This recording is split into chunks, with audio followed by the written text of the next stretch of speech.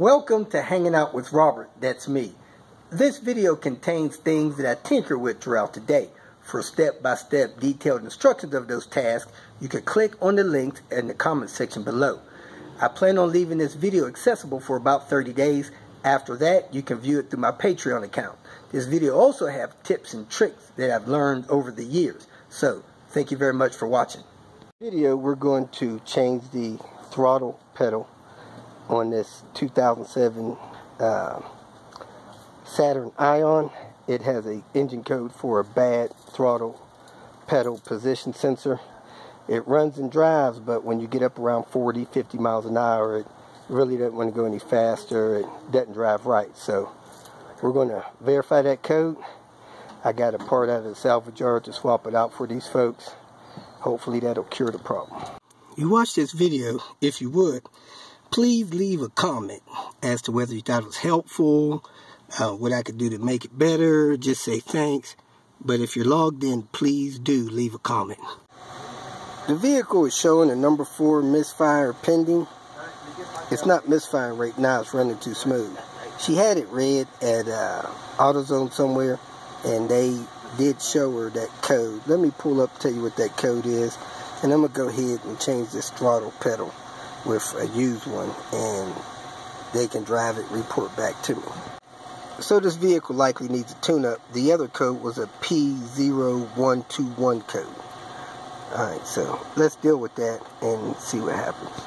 These pedals have 3 screws in them. One real high, can't see it, got a feel for it.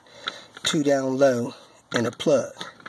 So I'm going to reach up here and take out those 3 screws, drop the pedal down, unplug it, swap it over. To get these out, I use this 10mm box in. Now, I would recommend you get a ratcheting box in. Looks like this, but this middle part ratchets like a ratchet wrench. You can get this out. It took me probably 15 minutes to get it out with this one, where the other one would have been 5 minutes. But the screws won't come all the way out because you don't have enough space.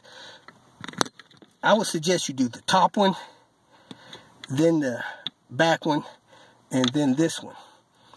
If you do it any other way, the screws kind of get in the way of getting it out. So when I put this up there, I'm going to start them all by finger. Then I'm going to tighten this one, then tighten that one. You really don't have enough space in here to put any power tools. So I used a 10mm wrench. Let me, little boxed in. If you got a ratcheting one, that would be better. I didn't bring it with me. So if you look up there, I got the wrench on the screw. I got it up there at 12 o'clock, and I spin it down counterclockwise to get it off. Then I gotta get that top one. So it takes a few minutes, but just gotta work at it. I have those 2 loose. The one up top loose. Man, it's almost impossible to see that one. So I'm going to pull the screws out just a little bit. The pedal should drop down. Then I'll show you how to unplug it. As you can see, it's hanging down. Now, if you want, you can push this white clip out so that you can get the wire to hang down a little more. Or you could just deal with the wire there. But what you want to do is pull that gray clip back, and then you can release the tab to unplug the plug. So let me get it to where it's ready for me to unplug it. Okay, on the plug, you pull the gray part back until it's at the end of the black, and then you squeeze it in, push it in with your thumb, and when you're squeezing that in like that, you can pull the part out of the plug. That kind of releases it. Anyway, let me plug the other one in and get this installed. Now to the salvage yard, this top screw wasn't in all the way. It was just started. These 2 were tight. I assumed this has been replaced and it's an aftermarket part, because here it's got a manufacturer name on it. If that comes in focus there. you can see it. But on the part that I picked up from the salvage yard, it does not have that on there. It has something else on there, made in Mexico. So I'm assuming this is aftermarket. Anyway, it was pulled out of a car. It should work. Find out here real soon. I pushed the plug on it till I heard a click. Now I slide this gray piece down. It is now locked in place. Now I'm going to slide it up there and start the screws. The pedal's in place. If you undid that wire harness clip, put that back, all 3 screws are started. You can see it on the back side. Screw in there, and that screw up there. They're all started. Now you can tighten them down. I'm going to tighten this one down, then tighten that one down, then tighten the top one down. Okay, I have all 3 screws tight. I'm going to start up the car. Make sure the car revs up. And scan it for codes. It doesn't have a check engine light on.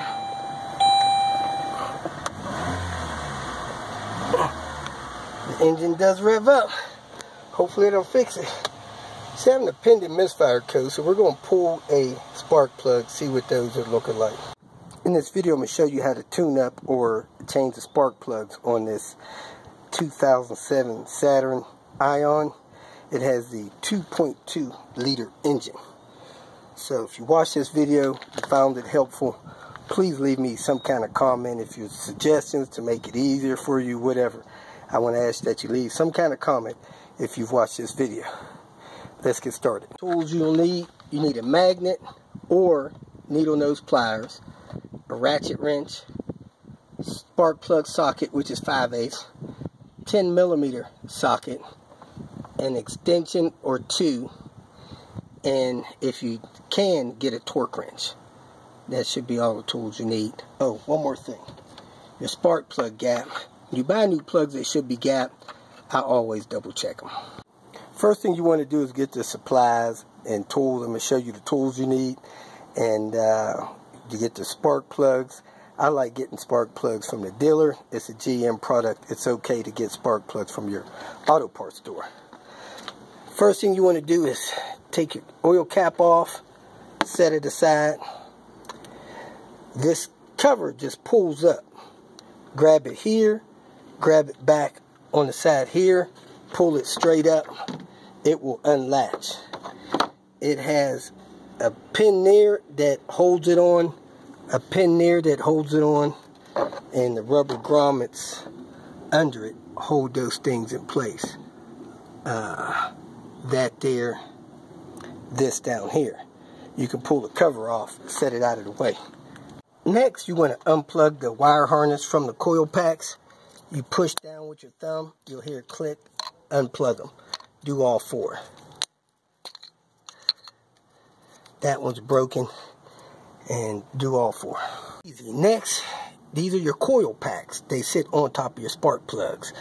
Put your oil cap back over the hole so you don't drop nothing in the hole, nothing gets in your oil filler. Take these 4 bolts out.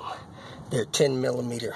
1, 2, 3, 4. Sit on there, break the bolt loose, ratchet that bolt up and out of there. Spark plug thing.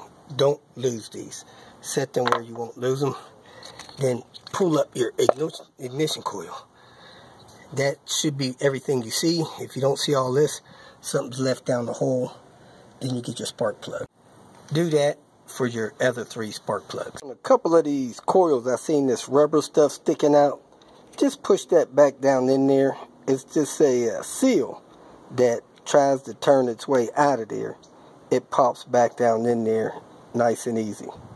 That's how it should look. See that there, that rubber pulled out? It's supposed to be pushed back down in there. So, if it's got any dirt in it, just brush it off. Push that back down in there with a spark plug or a screwdriver or something.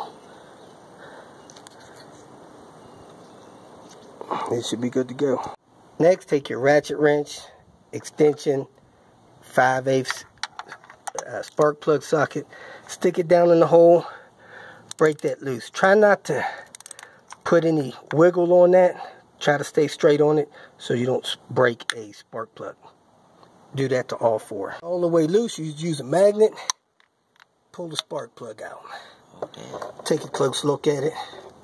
If you don't have a magnet, you could use some needle nose pliers, reach down in there. Sometimes if your finger is small enough, you could reach in there. Probably not. Use a magnet. You could actually look at a website to tell you how these plugs are wearing. The color matters. When that tip in the middle used to be white like this down here. Also, you see rust build up down there. Just letting you know this plug is old, probably ready to be replaced. So you can look at the plugs. That little tip in there with that finger that goes over it, that's supposed to have a certain gap to it. You can get a gap tool, measure that, make sure that's proper for the vehicle. Let me see if I can find the gap specifications for this car. Here's the spark plug gap tool. Just costs $2-3 at AutoZone or somewhere. You take the spark plug and you measure how far that gap is with this thing. Turn around. I'm going to use two hands to do that. And then I'm going to see what the spark plug gap is supposed to be. This gap is 0.039. Let me tell you what they're supposed to be. These are the other three plugs. Now when you put these in for the first time, there's no need to put spark plug lubrication on there. If you do, use the aluminum type. Start them by hand. Do not use any kind of power tool or socket to get those in. Get them turning in nice and good. Then you use the ratchet, snug them down. If you use a torque wrench, I recommend 18 to 20 foot-pounds. If you don't have a torque wrench, screw them down in there with the ratchet wrench until you feel them stop. If you over-tighten them, you'll probably destroy the cylinder head, so do not over-tighten them.